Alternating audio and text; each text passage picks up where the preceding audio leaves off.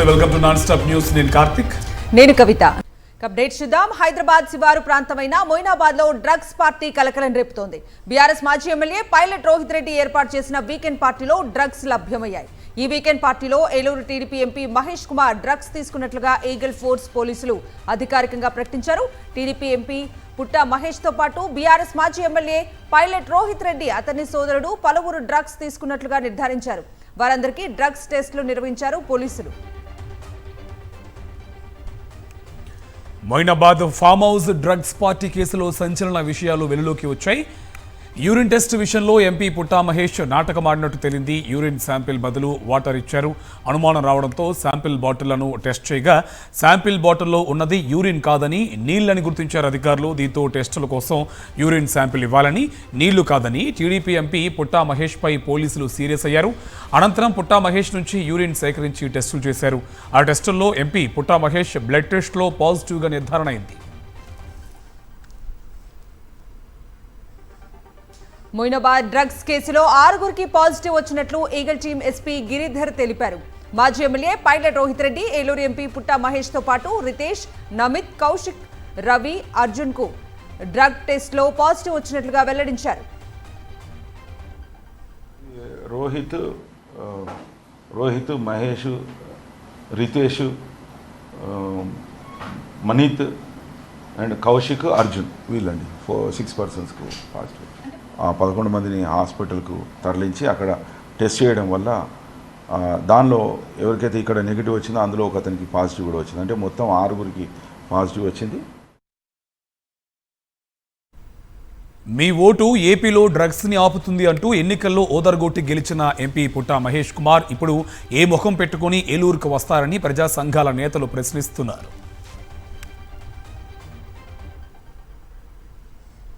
గలీజ్ పనులు చేస్తూ టీడీపీ నేతలు వరుసగా పట్టుబడుతుంటే డ్యామేజ్ కంట్రోల్ కోసం show cause నోటీసులతో సరిపెడుతున్నారు CM Chandrababu.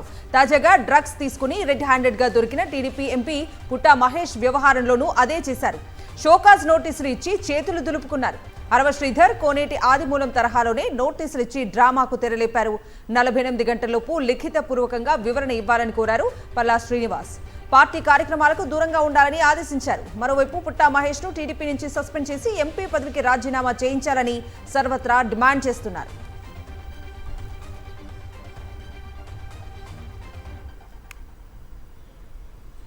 TDP Telugu drugs పార్టీలా మారిందన్న అనుమానం కల్పించే పరిస్థితి ప్రజలకు వచ్చిందన్నారు మాజీ మంత్రి కన్నబాబు. డ్రగ్స్ రహిత సమాజం సృష్టించాలని, డ్రగ్స్ వద్దని ప్రచారం చేసిన లోకేష్ ప్రజలకు ఏం సమాధానం చెబుతారని నిలదీశారు. తెలుగుదేశం పార్టీ పార్లమెంటు సభ్యుడు, మరొక శాసనసభ్యుడికి కుమారుడు ఇవాళ డ్రగ్స్లో దొరికితే ఇప్పటి వరకు తెలుగుదేశం పార్టీ అధినేత కానీ ఆ పార్టీ నాయకులు కానీ నోరెత్తలేదు. కనీసం ఒక్క చిన్న పదం కూడా తెలుగుదేశం పార్టీ నుంచి రిలీజ్ కాలే. మామూలుగా అయితే తెల్లారు లేచి ప్రవచనాలు చెప్పే చంద్రబాబు నాయుడు గారు మరి దీని మీద ఏం చెప్తారని మేము అడుగుతున్నాం. ఎంపీ పుట్టా మహేష్ ఏలూరు పరువు తీశారని మండిపడ్డారు కారుమూరి సునీల్ కుమార్. తక్షణమే మహేష్ యాదవ్ ఏలూరు ప్రజలకు బహిరంగ క్షమాపణ చెప్పి ఎంపీ పదవికి రాజీనామా చేయాలని డిమాండ్ చేశారు కారుమూరి సునీల్. ఎవరైతే ఇలా డ్రగ్స్ వాడతారో, డ్రగ్స్ని సేల్ చేస్తారో వాళ్ళ ఆస్తులు జప్తు చేస్తానని చెప్పి స్వయానా చంద్రబాబు నాయుడు గారు నోటి నుంచి అన్నారు. ఎవరైతే మరి హోమ్ మినిస్టర్ గారు ఉన్నారో ఆవిడ నోటి నుంచి ఈ మాట అన్నారు. డ్రగ్స్ని ఎలా ఈ రాష్ట్రం నుంచి పారదోలుతున్నామో మమ్మల్ని చూసి ఇతర రాష్ట్రాలు నేర్చుకుంటున్నాయి అన్నారు. కానీ మరి ఈరోజు వారి సొంత పార్టీ ఎన్డీఏ కూటమి ఎంపీఏ ఇలా దొరికిపోవడం, మరి ఈరోజు వాళ్ళు అసలు సమాధానమే లేదు. అసలు ఓన్లీ కౌర్ల టీడీపీ పార్టీ కేవలం కౌర్లకే సరిపోతుంది, మాటలకే సరిపోతుంది. మాటలు మాత్రం బాగా చెప్తున్నారు, పనులు మాత్రం జీరో. ఇది ముందుగా ఈయన నైతికంగా బాధ్యత తీసుకుని ఈ ఏలూరు పార్లమెంటు ప్రజలకు క్షమాపణ చెప్పి రాజీనామా చేయాలని చెప్పి వైఎస్ఆర్ కాంగ్రెస్ పార్టీ తరఫున డిమాండ్ చేస్తున్నాం. డ్రగ్స్ను అరికట్టడంలో ప్రభుత్వాలు విఫలమయ్యాయన్నారు సిపిఐ నారాయణ. ఏపీ ఎంపీక్యూ తెలంగాణకు చెందిన మాజీ ఎమ్మెల్యేకు సంబంధం ఏంటని ప్రశ్నించారు. ప్రజాప్రతినిధులై ఉండి యువతకు ఎలాంటి సందేశాన్ని ఇస్తున్నారన్నారు. ఎంపీ పుట్టా మహేష్ను సస్పెండ్ చేయాలని నారాయణ డిమాండ్ చేశారు. విశాఖ తూర్పు టీడీపీ ఎమ్మెల్యే వెలగపూడి రామకృష్ణబాబు అనుచరుడు మద్ది శ్రీనివాస్ రాసలీలలు వెలుగులోకి వచ్చాయి. మద్ది శ్రీనివాస్ కరక పాలమాంబ ఆలయ కమిటీ చైర్మన్ గా ఉన్నాడు. మద్ది శ్రీనివాస్ మరో యువతితో ఉండగా శ్రీనివాస్ భార్య రెడ్ హ్యాండెడ్ గా పట్టుకుంది. పెద్దవాల్తేరులో యువతితో ఉండగా ఇంటికి తాళం వేసింది మద్ది శ్రీనివాస్ భార్య. తనను మద్ది శ్రీనివాస్ తీవ్రంగా కొట్టి ఇబ్బంది పెట్టాడని ఆయన భార్య ఆవేదన వ్యక్తం చేశారు. ఇంట్లో నుంచి పంపించడంతో పుట్టింట్లో ఉంటున్నట్టు తెలిపింది. తన బిడ్డను పోషించడానికి చాలా ఇబ్బందిగా ఉందని, అయినా వదలకుండా మద్ది శ్రీనివాస్ ఇబ్బందులకు గురి చేస్తున్నాడని ఆవేదన వ్యక్తం చేశారు. భార్యను వదిలేసిన వ్యక్తికి ఆలయ కమిటీ చైర్మన్ పదవి ఎలా ఇస్తారని నిలదీశారు. పోలీసులకు ఫిర్యాదు చేసినా పట్టించుకోలేదని మండిపడ్డారు ఆమె. తమకు న్యాయం జరగకపోతే ఎమ్మెల్యే వెలగపూడి రామకృష్ణబాబు ఇంటి ముందు ఆందోళన చేస్తామని హెచ్చరించింది. మామూళ్ల మత్తులో జోగుతున్న ఎక్సైజ్ శాఖ నిర్లక్ష్య పనితీరుకు కృష్ణా జిల్లా మచిలీపట్నం వేదికగా నిలుస్తోంది. నిబంధనలకు పాతర వేస్తూ యథేచ్ఛగా మద్యం విక్రయాలు జరుపుతున్నారు. మచిలీపట్నం జనసేన నేత నిబంధనలకు పాతర వేసి అడ్డగోలు రీతిలో బారును ఏర్పాటు చేసి విక్రయాలు జరుపుతున్నారు. జనసేన నేత టెండర్ పొందిన బార్లో తాత్కాలిక టెంట్లతో మద్యం విక్రయాలు జరుపుతున్నారు. కానీ అధికారులు ఏమాత్రం పట్టించుకోవటం లేదు. ఎక్సైజ్ మంత్రి కొల్లు రవీంద్ర నియోజకవర్గంలో జరుగుతున్న ఈ మద్యం విక్రయాలపై అధికారులు స్పందించకపోవటం చర్చలకు దారితీస్తోంది. మద్యం విక్రయాలపై ప్రభుత్వ నియమాలు పాటించకపోవటం ప్రజల్లో ఆగ్రహాన్ని రేకెత్తిస్తోంది. విశాఖలో టీడీపీ ఎమ్మెల్యే మద్యం డాన్ అవతారమెత్తాడు. చంద్రబాబు ప్రభుత్వం అధికారంలోకి రావడంతో విచ్చలవిడిగా మద్యం దందా నిర్వహిస్తున్నాడు. బార్లకు లైసెన్సులు కావాలంటే సదరు టీడీపీ ఎమ్మెల్యేకు 2 కప్పాలు కట్టాల్సిందే. ఇవి కాక ప్రతి నెల అదనంగా 50,000 వసూలు చేస్తున్నారు. టీడీపీ ఎమ్మెల్యే పచ్చజెండా ఊపితేనే బార్లకు లైసెన్సులు ఇస్తున్నారు అధికారులు. టీడీపీ ఎమ్మెల్యేకే ఎక్సైజ్ శాఖ ఒత్తాసు పలుకుతుందని విమర్శలు వస్తున్నాయి. లైసెన్సుల పేరుతో ఇప్పటికే 2.5 కోట్లు వసూలు చేసినట్టు సమాచారం. నెలవారీ కప్పమే లక్షల్లో వస్తున్నట్టు తెలుస్తోంది. అనంతపురం జిల్లా బండిమీదపల్లిలో టీడీపీ ఎమ్మెల్యే అక్రమ మైనింగ్ కు పాల్పడుతున్నారు. కళ్యాణదుర్గం టీడీపీ ఎమ్మెల్యే సురేంద్రబాబుకు చెందిన ఎస్ఆర్ కన్స్ట్రక్షన్ సంస్థ తవ్వకాలు చేపట్టింది. దీనిపై ప్రశ్నించిన రైతులను ఎమ్మెల్యే అనుచరులు దౌర్జన్యానికి దిగుతున్నారు, బెదిరిస్తున్నారంటూ బాధితులు ఆవేదన వ్యక్తం చేస్తున్నారు. ఫిర్యాదు చేసినా అధికారులు పట్టించుకోవటం లేదని బాధితులు వాపోతున్నారు. పోలీసులు కూడా తమను బెదిరిస్తున్నారని వాపోయారు.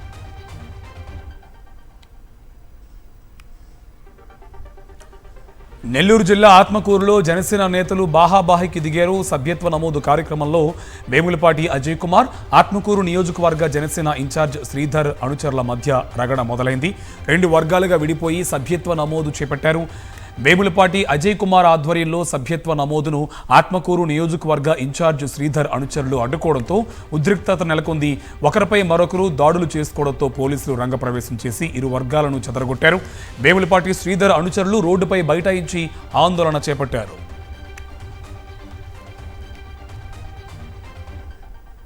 పార్వతీపురం మన్యం జిల్లా బొట్టవలస గ్రామంలో టీడీపీకి చెందిన 2 వర్గాలు పరస్పరం దాడులు చేసుకున్నాయి. మంత్రి సంధ్యారాణి వర్గీయులు, మాజీ సర్పంచ్ శ్రీనివాసరావు వర్గీయులు బాహాబాయికి దిగారు. జన్మదిన వేడుకల ఫ్లెక్సీని మాజీ సర్పంచ్ శ్రీనివాసరావు ఇంటిపై కట్టేందుకు మంత్రి సంధ్యారాణి వర్గానికి చెందిన దుర్లక్ష్మణరావుతో పాటు మరికొందరు ప్రయత్నించారు. ఈ విషయంలో నెలకొన్న వివాదం ఇరు వర్గాల మధ్య ఘర్షణకు దారితీసింది. 2 గ్రూపుల్లోని టీడీపీ కార్యకర్తలు ఒకరినొకరు దూషించుకుని కొట్టుకున్నారు. ఘర్షణలో పలువురు గాయపడ్డారు. సమాచారం అందుకుని అక్కడికి చేరుకున్న పోలీసులు ఇరు వర్గాల వారికి నచ్చజెప్పి శాంతింపజేశారు. గాయపడిన వారిని ఆసుపత్రికి తరలించారు.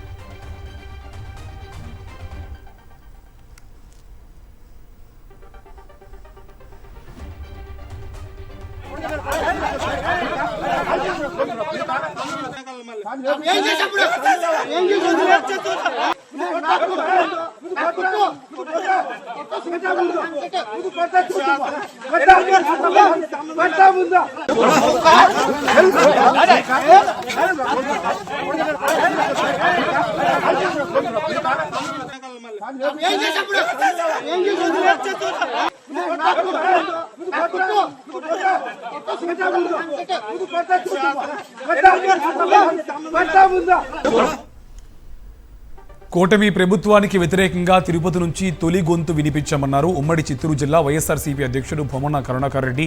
పదవి కంటే పార్టీ 100 రెట్లు పెద్దదన్నారు భూమన. ఈ 2 ఏళ్లు కార్పొరేటర్లు ఎన్నో ఒడిదుడుకులు ఎదుర్కొన్నారని చెప్పారు. వెన్నుపోటు పొడిచిన నీచుల్ని ఎదుర్కొంటూ చంద్రబాబు దాష్టికాన్ని ఎదుర్కొని పోరాటం చేశామన్నారు. తిరుపతి మున్సిపల్ కార్పొరేషన్ మేయర్, కార్పొరేటర్లతో ఆత్మీయ సమావేశం నిర్వహించారు భూమన కరుణాకర్ రెడ్డి.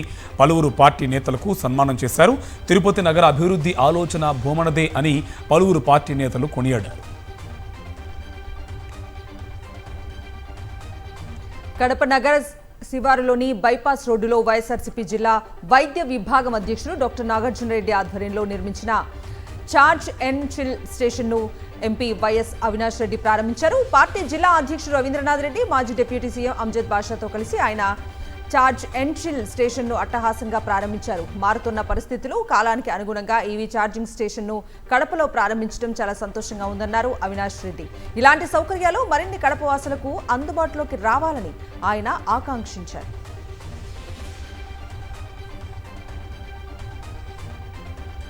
శ్రీకాకుళం జిల్లా పలాసలో జీడి రైతుల సమస్యలపై వామపక్ష పార్టీలు గలమెత్తాయి. రాష్ట్ర వ్యవసాయ శాఖ మంత్రి అచ్చెన్నాయుడు ఎన్నికల హామీలను ఎప్పుడు అమలు చేస్తారని ప్రశ్నించారు. జీడికి గిట్టుబాటు ధర లేక రైతులు తీవ్ర దోపిడీకి గురవుతున్నారని ఆవేదన వ్యక్తం చేశారు. జీడి బస్తాకు 16,000 రూపాయలు కనీస మద్దతు ధర నిర్ణయించి జీడి బోర్డు ఏర్పాటు చేసి ప్రభుత్వమే కొనుగోలు చేయాలని డిమాండ్ చేశారు. డిమాండ్లు నెరవేర్చకపోతే ఉద్యమాలను ఉధృతం చేస్తామని హెచ్చరించారు. అల్లా దీవెనలు వైఎస్ జగన్ కు ఉండాలని ప్రత్యేక ప్రార్థనలు నిర్వహించామన్నారు మాజీ మంత్రి వెల్లంపల్లి శ్రీనివాస్. విజయవాడ చిట్టినగర్ షాదీఖానాలో ముస్లిం సోదరులకు రంజాన్ తోఫా పంపిణీ చేశారు. పవిత్ర రంజాన్ మాసం క్రమశిక్షణకు, దాతృత్వానికి ప్రతీక అని వెల్లంపల్లి అన్నారు. వైఎస్ జగన్మోహన్ రెడ్డి మళ్లీ ముఖ్యమంత్రి కావాలని ముస్లిం మైనారిటీలు ఆకాంక్షిస్తున్నారని చెప్పారు. వైఎస్ఆర్సీపీ మైనారిటీ నేత షేక్ మెహ్రాజ్ సేవా కార్యక్రమాలు చేపట్టడం ప్రశంసలు కురిపించారు. చంద్రబాబు సర్కార్ ఇచ్చిన హామీలు విస్మరించిందని ఏపీ 500 మాజీ చైర్మన్ పూనూరు గౌతరెడ్డి విమర్శించారు.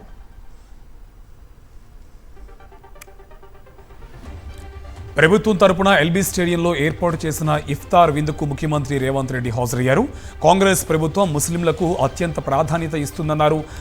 అజరుద్దీన్కు మంత్రి పదవి, సీనియర్ నేత షబ్బీర్ అలీకి సలహాదారు పదవి, 8 మంది మైనార్టీ నేతలకు కార్పొరేషన్ పదవులు ఇచ్చామన్నారు. మతాల మధ్య చిచ్చు పెట్టడానికి కొందరు ప్రయత్నాలు చేస్తున్నారని, అవన్నీ పట్టించుకోకుండా అంతా కలిసిమెలిసి దేశాన్ని, రాష్ట్రాన్ని ముందుకు తీసుకువెళ్లాలని పిలుపునిచ్చారు రేవంత్ రెడ్డి.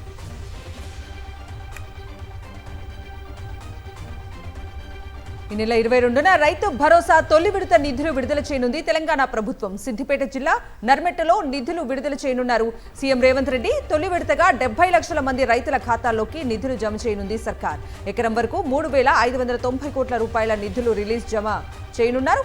20 రోజుల తర్వాత రైతు భరోసా రెండో విడత నిధులు అందచేయనుంది ప్రభుత్వం. రెండో విడతలో 2,650 కోట్లు, మూడో విడత నిధులను ఏప్రిల్ నెలాఖరులో రిలీజ్ చేయాలని నిర్ణయించింది. రైతు భరోసా కింద 3 విడతల్లో మొత్తం 9,000 కోట్ల రూపాయల నిధులను విడుదల చేయనుంది ప్రభుత్వం. విద్యార్థులతో చెలగాటమాడితే ప్రభుత్వాలు ప్రమాదంలో పడతాయన్నారు బీసీ సంక్షేమ సంఘం నేతలు. హైదరాబాద్ ధర్నా చౌక్లో ఫీజు పోరు దీక్ష చేపట్టారు. ఫీజు రియంబర్స్మెంట్ పథకాన్ని నీరుగార్చేందుకు కుట్ర జరుగుతోందని మండిపడ్డారు.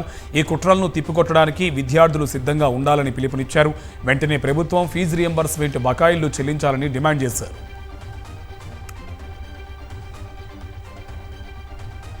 అనంతపురం జిల్లా ఉరవకొండ గవర్నమెంట్ హాస్పిటల్లో రోగులకు కాలం చెల్లిన మందులు పంపిణీ చేసిన ఘటనపై విద్యార్థి సంఘాలు ఆందోళనకు దిగాయి. ఆసుపత్రి సిబ్బంది కాలం చెల్లిన మాత్రలు ఇచ్చారంటూ ఐక్య విద్యార్థి సంఘాల నాయకులు ఆసుపత్రి ప్రాంగణంలో ధర్నా నిర్వహించారు. రోగుల ప్రాణాలతో నిర్లక్ష్యంగా వ్యవహరించిన వారిపై సమగ్ర విచారణ జరిపి చర్యలు తీసుకోవాలని డిమాండ్ చేశారు. కూటమి ప్రభుత్వం అధికారంలోకి వచ్చాక గిరిజన ఆశ్రమ పాఠశాల విద్యార్థుల పరిస్థితి దయనీయంగా మారింది.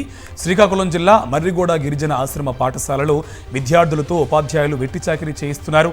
ద్విచక్ర వాహనాలను శుభ్రం చేయించడం, ఒకరి తల వెంట్రుకలను మరొకరితో కట్ చేయించడం పాటు వంట పనులు సైతం విద్యార్థులతోనే చేయిస్తున్నారు. ఉపాధ్యాయులు, సిబ్బంది తీరుపై విద్యార్థులు, తల్లిదండ్రులు మండిపడుతున్నారు.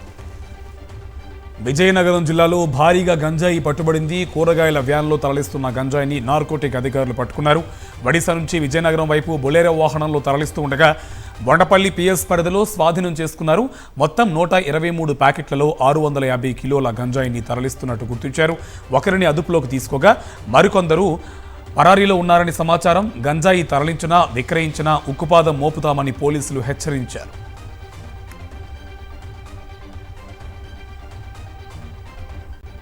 మహబూబాబాద్ జిల్లా తొర్రూరులో ఒక ప్రైవేట్ హాస్పిటల్లో చికిత్స కోసం వచ్చిన యువతితో అసభ్యంగా ప్రవర్తించిన డాక్టర్ను పేషెంట్ బంధువులు చితకబాదారు. జ్వరంతో చికిత్స కోసం వచ్చిన 21 ఏళ్ల యువతికి ఇంజెక్షన్ ఇచ్చిన అనంతరం డాక్టర్ కిరణ్ కుమార్ పేషెంట్ పైన అసభ్యకరంగా చేతులు వేశాడు. యువతి భయంతో తన భర్తకు వాట్సాప్ మెసేజ్ చేసింది. పేషెంట్ బంధువులు డాక్టర్ను ప్రశ్నించగా నిర్లక్ష్యంగా సమాధానం చెప్పడంతో దేహశుద్ధి చేశారు. కృష్ణా జిల్లా గన్నవరం మండలం చిన్న ఔటుపల్లి వద్ద బీటెక్ విద్యార్థి రోడ్డు ప్రమాదంలో మృతి చెందాడు. స్కూటీపై వెళ్తున్న ఇద్దరు యువకులను మినీ వ్యాన్ ఢీకొట్టింది. తీవ్ర గాయాల పడ్డ ఇద్దరిని ప్రభుత్వ హాస్పిటల్కి తరలించారు. హాస్పిటల్లో చికిత్స పొందుతున్న క్రమంలో కేసరపల్లికి చెందిన ప్రణయ్ మృతి చెందాడు. ప్రణయ్ తమ్ముణ్ణి పెద్దౌట్పల్లిలోని ట్యూషన్లో దింపేందుకు వెళ్తుండగా ఈ ప్రమాదం జరిగింది. అన్నదమ్ములు స్కూటీపై వెళ్తున్న క్రమంలో చిన్నౌటుపల్లి వద్ద బైక్లను ట్రాఫిక్ పోలీసులు చెక్ చేస్తున్నారు. ట్రాఫిక్ పోలీసులు కనిపించగానే స్కూటీని వెనక్కి తిప్పాడు ప్రణయ్. ఈ క్రమంలో స్కూటీ హ్యాండిల్లో ట్రాఫిక్ పోలీసులు లాగడంతో ఈ ప్రమాదం జరిగిందని కుటుంబ సభ్యులు ఆరోపిస్తున్నారు. ప్రణయ్ కుటుంబాన్ని పరామర్శించారు మాజీ ఎమ్మెల్యే వల్లభనేని వంశీ, ఎంపీపీ అనగాని రవి. ప్రణయ్ భౌతిక కాయానికి పూలమాల వేసి నివాళి అర్పించారు.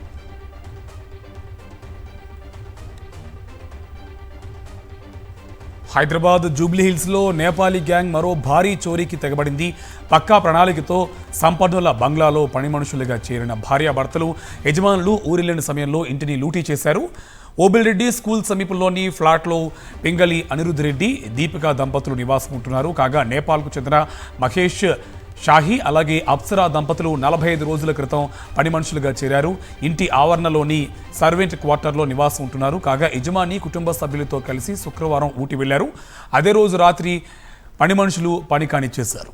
అర్ధరాత్రి దాటాక కట్టర్స్ రాడ్లతో ఇంట్లోకి ప్రవేశించారు. బెడ్రూమ్లోని అల్మరాలను పగలగొట్టి డైమండ్ నెక్లెస్లు, చేతి గడియారాలు, బంగారు ఆభరణాలతో ఉడాయించారు. చోరీ సొత్తు 2 కోట్ల దాకా ఉంటుందని అంచనా వేస్తున్నారు. నిందితులను పట్టుకునేందుకు టాస్క్ ఫోర్స్ పోలీసులు ప్రత్యేక బృందాలను ఏర్పాటు చేశారు. ఏపీలో రేపటి నుంచి 10వ తరగతి పరీక్షలు మొదలు కానున్నాయి. ఉదయం 9:30 గంటలకు ఎగ్జామ్ ప్రారంభమై మధ్యాహ్నం 12 గంటల 45 నిమిషాలకు ముగినుంది. రాష్ట్ర వ్యాప్తంగా 3,415 పరీక్షా కేంద్రాలు ఏర్పాటు చేశారు. 6,40,916 మంది విద్యార్థులు 10వ తరగతి పరీక్షలు రాయనున్నారు. విద్యార్థులు ఉదయం 8:30 గంటల నుంచి ఎగ్జామ్ సెంటర్లో రిపోర్ట్ చేయాలని, 10 గంటల తర్వాత ఎవరిని లోనికి అనుమతించబోమని అధికారులు వెల్లడించారు. అఖిలాండ కోటి బ్రహ్మాండ నాయకుడు తిరుమల వెంకటేశ్వర స్వామి ఆలయంలో జరిగే ఉగాది ఆస్థానం వేడుకలకు నూతన పరదాలు సిద్ధమయ్యాయి. తిరుమల శ్రీవారి ఆలయంలో ప్రతి ఏటా 4 పర్వదినాల్లో జరిగే కోయల్ ఆల్వార్ తిరుమంజనం తర్వాత ఆనంద నిలయంలో నూతన పరదాలు అలంకరించడం సాంప్రదాయంగా వస్తోంది. తిరుపతికి చెందిన శ్రీవారి భక్తుడు మేకల సుబ్రహ్మణ్యం ఈ నూతన పరదాలు సిద్ధం చేశారు. స్వామివారికి తన వంతుగా సేవ చేసుకునే అవకాశం దక్కటం తన తల్లిదండ్రులు చేసిన పుణ్యఫలమే కారణమంటున్నారు.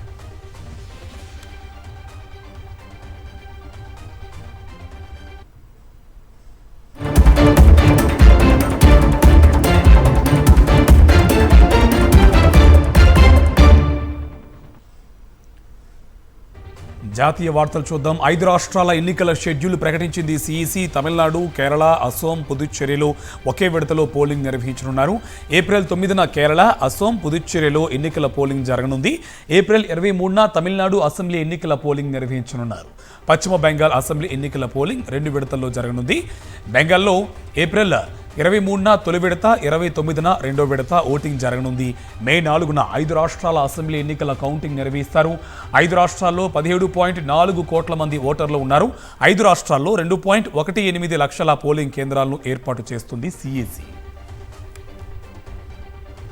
తమిళనాడు అసెంబ్లీ ఎన్నికల నేపథ్యంలో రాష్ట్రంలో బీజేపీ, టీవీకే పార్టీల మధ్య పొత్తు విషయంలో మరోసారి వార్తలు చక్కర్లు కొడుతున్నాయి. పొత్తులో భాగంగా టీవీకే అధినేత విజయ్కు డిప్యూటీ సీఎం పదవి ఇస్తామని భాజపా ఆఫర్ చేసిందని నేషనల్ మీడియాలో కథనాలు వస్తున్నాయి. టీవీకేతో పొత్తుకు సంబంధించి చర్చలు తుది దశకు చేరుకున్నాయని, ఆ పార్టీకి 80 సీట్లు ఇచ్చేందుకు బీజేపీ ముందుకొచ్చినట్టుగా ప్రచారం జరుగుతోంది. అయితే ఈ విషయమై ఇప్పటివరకు ఇరు పార్టీల నుంచి ఎలాంటి అధికారిక ప్రకటన రాలేదు. పశ్చిమ బెంగాల్ ముఖ్యమంత్రి మమతా బెనర్జీ రాష్ట్ర ప్రభుత్వ ఉద్యోగులకు సంబంధించి కీలక ప్రకటన చేశారు. 2008 నుంచి పేరుకుపోయిన కరువు భత్యం బకాయిలను చెల్లించనున్నట్టు వెల్లడించారు. ఎన్నికల సంఘం అసెంబ్లీ ఎన్నికల షెడ్యూల్ను ప్రకటించడానికి కేవలం గంట ముందు ఈ ప్రకటన చేశారు. రాహుల్ గాంధీపై తీవ్ర స్థాయిలో ధ్వజమెత్తారు కేంద్ర హోంమంత్రి అమిత్ షా. కాంగ్రెస్ నేత రాహుల్ గాంధీ దేశాన్ని అపఖ్యాతి పాలు చేసేందుకు యత్నిస్తున్నారని ఆరోపించారు. ఆయన చర్యలకు ఏ భారతీయుడు మద్దతు ఇవ్వడని పేర్కొన్నారు. అస్సాం పర్యటనలో భాగంగా వైద్యారోగ్య రంగంలో 2,000 కోట్లకు పైగా విలువైన ప్రాజెక్టులకు కేంద్ర మంత్రి ప్రారంభోత్సవాలు, శంకుస్థాపనలు చేశారు. బీఎస్పీ వ్యవస్థాపకుడు బహుజన నేత కాన్షీరామ్కు భారతరత్న పురస్కారం ప్రదానం చేయాలని ప్రధాని నరేంద్ర మోదీని కోరారు లోక్సభ ప్రతిపక్ష నేత రాహుల్ గాంధీ. ఈ మేరకు ఆయన ప్రధానికి ఓ లేఖ రాశారు. కాన్షీరామ్ జయంతిని పురస్కరించుకుని ఆయన సేవలను స్మరించుకుంటూ ఈ విజ్ఞప్తి చేస్తున్నట్టు రాహుల్ తన లేఖలో పేర్కొన్నారు. భారత రాజకీయాల స్వరూపాన్ని కాన్షీరామ్ మార్చారని రాహుల్ కొనియాడారు. ఎల్పీజీ, సీఎన్జీ గ్యాస్ వినియోగదారులకు కేంద్రం బిగ్ షాక్ ఇచ్చింది. వినియోగదారుల దగ్గర ఒక గ్యాస్ కనెక్షన్ మాత్రమే ఉండాలని సూచించింది. 2వ గ్యాస్ కనెక్షన్ ఉంటే వెంటనే సంబంధిత ఏజెన్సీలకు తిరిగి ఇచ్చేయాలని ఆదేశించింది. పశ్చిమాసియాలో జరుగుతున్న యుద్ధంతో గ్యాస్ కొరత తీవ్రంగా ఏర్పడింది. దీంతో ఎల్పీజీ గ్యాస్ కనెక్షన్ల విషయంలో కేంద్రం కఠిన నిబంధనలు తీసుకొచ్చింది. ప్రముఖ బాలీవుడ్ సింగర్, ర్యాపర్ బాద్షాకు గ్యాంగ్స్టర్ లారెన్స్ బిష్నోయ్ ముఠా నుంచి తీవ్ర స్థాయిలో బెదిరింపులు వచ్చాయి. హర్యానాలోని పానిపట్లో జరిగిన ఒక కాల్పుల ఘటనకు బాధ్యత వహిస్తూ సోషల్ మీడియాలో పోస్ట్ పెట్టిన ఈ గ్యాంగ్ అదే పోస్టులో బాద్షాను హెచ్చరించింది. 2024లో నీ క్లబ్ వద్ద జరిగిన పేలుడు కేవలం ఒక ట్రైలర్ మాత్రమే, ఈసారి నేరుగా నీ నుదుటిపైనే కాల్పులు జరుపుతామంటూ బెదిరించారు.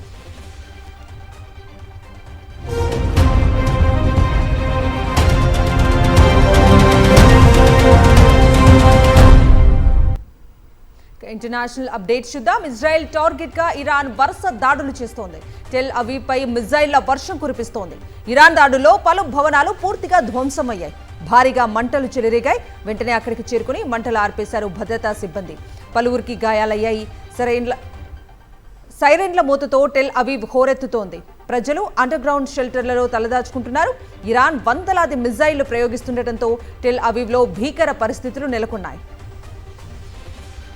ఇరాన్ ఇజ్రాయిల్ దాడులు, ప్రతి దాడులతో పశ్చిమాసియా భగ్గుమంటుంది. మిసైల్ దాడులతో 2 దేశాల్లో తీవ్ర విధ్వంసం కనిపిస్తుంది. తాజాగా ఇరాన్లోని ఇస్ఫహాన్ నగరంపై ఇజ్రాయిల్ మిసైళ్లతో విరుచుపడింది. రిఫ్రిజిరేటర్ల ఫ్యాక్టరీపై ఇజ్రాయిల్ క్షిపణి దాడి చేయడంతో 15 మంది కార్మికులు మృతి చెందారు. పలువురికి తీవ్ర గాయాలయ్యాయి. ఇజ్రాయెల్కు ఇరాన్ స్ట్రాంగ్ వార్నింగ్ ఇచ్చింది. నెతన్యాహు ఎక్కడున్నా చంపేస్తామని హెచ్చరించింది. నెతన్యాహును వదిలే ప్రసక్తే లేదని, వేటాడి చంపుతామని సంచలన ప్రకటన చేసింది. ఒకవైపు చంపేస్తామని ఇరాన్ హెచ్చరిస్తుంటే మరోవైపు అసలు నెతన్యాహు ఎక్కడున్నారనే దానిపై ప్రపంచవ్యాప్తంగా ఉత్కంఠ నెలకొంది. ఇరాన్పై అమెరికా దాడులు కొనసాగుతున్నాయి. తాజాగా ఇరాన్పై దాడికి సంబంధించి వీడియో ఫుటేజ్ను విడుదల చేసింది యునైటెడ్ స్టేట్స్ సెంట్రల్ కమాండ్. మరోవైపు ఇరాన్కు మరోసారి వార్నింగ్ ఇచ్చారు అమెరికా అధ్యక్షుడు ట్రంప్. ఖర్గ్ ద్వీపంపై సరదాగా మరిన్ని దాడులు చేస్తామన్నారు. ఇప్పటికే అమెరికా దళాల దాడుల్లో ఖర్గ్ చాలా భాగం ధ్వంసమైందని, కాగా సరదాగా తాము మరికొన్నిసార్లు దాన్ని లక్ష్యంగా చేసుకుంటామని హెచ్చరించారు ట్రంప్. ఇరాన్ కొత్త సుప్రీం లీడర్ ముస్తఫా ఖమేనీని ఉద్దేశించి అమెరికా అధ్యక్షుడు ట్రంప్ సంచలన వ్యాఖ్యలు చేశారు. ముస్తఫా ప్రాణాలతో లేనట్లుగా తాను విన్నానని చెప్పారు.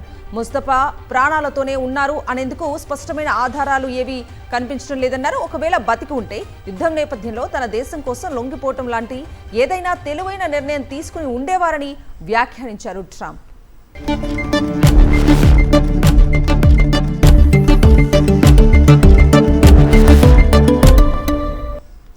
Coming to business updates. బంగారం, వెండి ధరలు ఇవాళ స్థిరంగా ఉన్నాయి. నిన్నటి ధరలతో పోలిస్తే ఇవాళ ఎలాంటి మార్పు లేదు.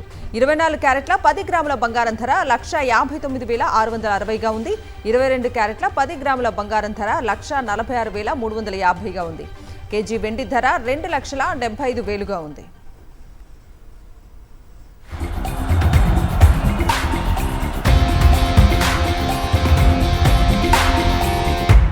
స్పోర్ట్స్ అప్డేట్స్ చూద్దాం. ఐసీసీ టోర్నీల్లో భారత పురుష, మహిళా జట్లు అద్భుతాలు చేయడంపై స్పందించారు. మాజీ కెప్టెన్ రోహిత్ శర్మ భారత్ వరుసగా అద్భుతాలు సాధించడం గర్వంగా ఉందన్నారు. అంతర్జాతీయ క్రికెట్లో టీమిండియా ఆధిపత్యం కొనసాగుతోందని వెల్లడించారు. ఐసీసీ టోర్నీల్లో భారత ఆధిపత్యానికి ఇది ఆరంభం మాత్రమేనని, మున్ముందు కొనసాగుతుందని ఆశాభావం వ్యక్తం చేశారు రోహిత్ శర్మ.